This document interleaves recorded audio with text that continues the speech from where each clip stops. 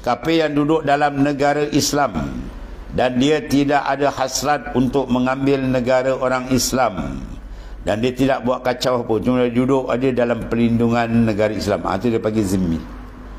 Kalau dia ada hasrat nak ambil negara orang Islam dan dia dah berjaya mengambil sedikit, itu bukan kafir zimmi. Itu fatwa nak di antaranya mufti Negeri Sembilan dulu, siapa yang alim besar, Syekh Ahmad.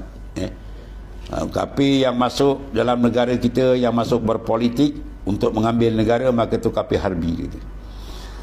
Itu sebab mesti sabar, mesti apa tu, mesti faham ke mana tu, yang mufti yang katakan DAP ni masuk kafir harbi, sebab dia ada kasat nak ambil Singapura, dia ambil, lain-lain pun nak tenggelam kan.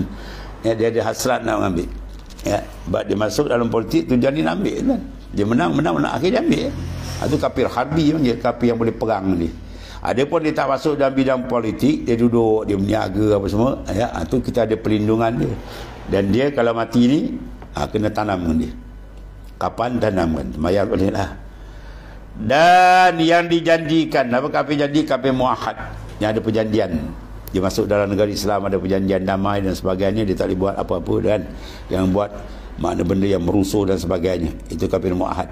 Dan kafir yang diaman, dia panggil kafir mustakman, diberikan keamanan jaminan.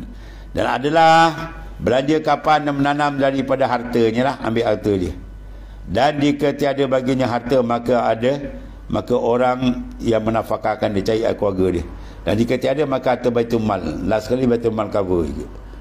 Itu kalau dia kafir zimmi, kafir yang duduk secara aman, tidak ada hasrat untuk mengambil bumi orang Islam.